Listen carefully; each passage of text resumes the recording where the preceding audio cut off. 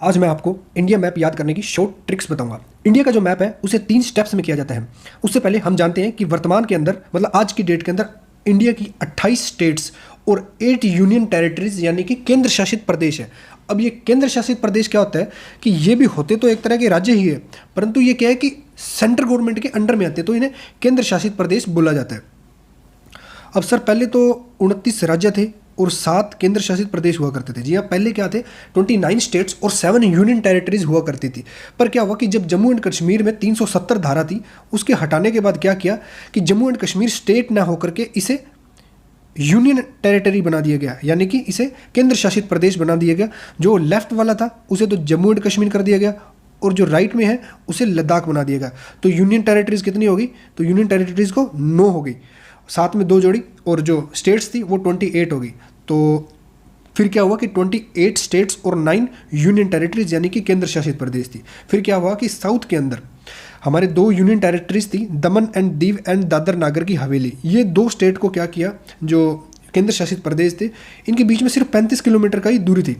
तो गवर्नमेंट ने क्या किया कि भाई इन्हें एक ही यूनियन टेरिटरीज बनाते हैं। तो इसलिए वर्तमान के अंदर 28 स्टेट्स और 8 यूनियन टेरिटरीज है। अब हम इसको मैप को याद कैसे करेंगे, इसकी आसान सी और सिंपल सी ट्रिक है कि कभी नहीं भूलोगे, बस वीडियो को पूरा देख लीजिए।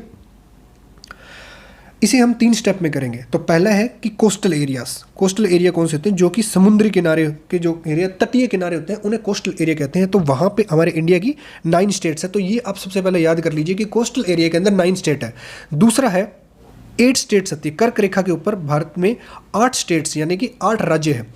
उसके ऊपर तीसरा आता है हिमालय और जो ये मैदानी इलाके हैं। तो सबसे पहले हम जो याद करेंगे कोस्टल एरिया में देखो कि 5 तो वेस्ट साइड में और 4 है ईस्ट साइड में। तो इसको करने की जो आसान सी ट्रिक है GMGKK, यानी कि ये एक लाइन याद कर लीजिए GMGKK। GMGKK मतलब कि गुजरात, महाराष्ट्र, गोवा, कर्नाटका, केरला। तो के में ये कन्फ्यूजन होती है कि के में कर्नाटका कब आएगा और केरल कब। तो ये सभी को पता है कि केरल बिल्कुल लास्ट में है। तो क्या हो जाएगा, नीचे केरल है और ऊपर कर्नाटका। तो इसको सीक्वेंस में ऐसे ही याद करना है बिल्कुल। तो गुजरात, महाराष्ट्र, गोवा, कर्नाटका और केरल। अब 4 आ जाती है इस साइड, तमिलनाडु, आंध्र प्रदेश, उड़ीसा और वेस्ट बंगाल। अब 2014 में क्या हुआ कि आंध्र प्रदेश से एक अलग राज्य हुआ जिसका नाम था तेलंगाना।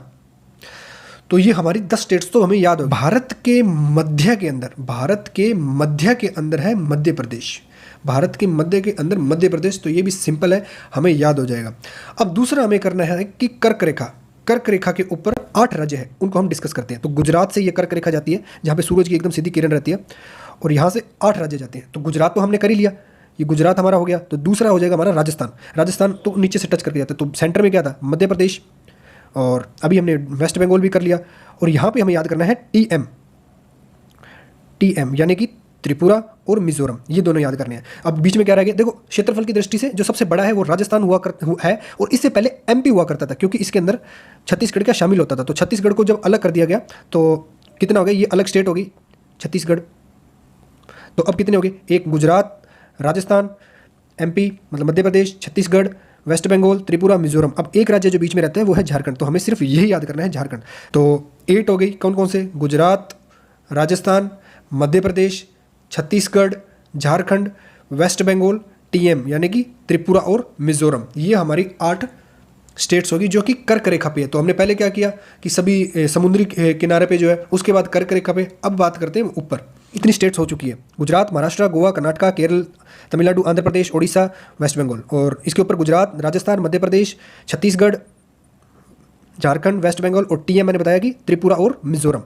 अब है बिल्कुल आसान सा है आगे। तो मध्य प्रदेश के उत्तर में, नॉर्थ साइड होती है ऊपर, इसे बोलते हैं हिंदी में उत्तर दिशा। तो मध्य प्रदेश के उत्तर में है उत्तर प्रदेश यानी कि यूपी। मध्य प्रदेश के उत्तर में उत्तर प्रदेश के भी उत्तर में उत्तराखंड। तो यहाँ पे है उत्तराखंड। तो ये याद हो गया। अगर यूपी आएगा तो भी बिहार तो आएगा ही, तो ये इसके साथ वाला हो गया बिहार। तो ये क्लियर हो गया। और राजस्थान था, और इसके ऊपर 2 टच होते हैं, पंजाब और हरियाणा। तो ये हो गया। अब जो बच्चों को सबसे ज़्यादा जो दिक्कत आती है वो आती है भी, सर ये जो है नॉर्थ ईस्ट के जो है वो हमें याद नहीं होते। तो उसकी जो आसान सी जो ट्रिक क्या होती है कि इन्हें क्या 7 सिस्टर्स बोलते हैं, 7 सिस्टर्स। देखो अपने त्रिपुरा और मिजोरम तो हो गया। अब कैसे याद करना है कि भारत के उत्तर में यानी कि नॉर्थ में है जम्मू एंड कश्मीर, और नीचे है केरल, साउथ में है केरल, और वेस्ट में है गुजरात, और ईस्ट में है अरुणाचल प्रदेश। तो ये भी हमारा हो गया, ये हमारे 3 तो हो गए। अब इसके नीचे जो 2 स्टेट्स आती है वो आती है भाई नागालैंड और मणिपुर। अब याद नहीं रहते कि भाई नागालैंड पहले आएगी या मणिपुर। जब मैप करने बैठते हैं तो भाई सिंपल सामने वर्ड सुना होता है भाई नागमणि, ये बहुत सीरियल मूवीज़ में सुना होगा। तो नाग आएगा पहले नागालैंड, मणि से मणिपुर, तो ऊपर क्या हो जाएगा, ये हो गया त्रिपुरा, मिजोरम, अरुणाचल प्रदेश हो गया, तो ऊपर वाला नागालैंड और ये मणिपुर। अब रहते हैं 2 है, तो ये है असम। असम इंग्लिश में बोलते हैं इसे आसाम। असम म से क्या होगा, मेघालय, तो ये हो जाएगा हमारा मेघालय। इसका नाम मेघालय इसलिए कि इसमें सर्वाधिक बारिश होती है। तो ये हो गया।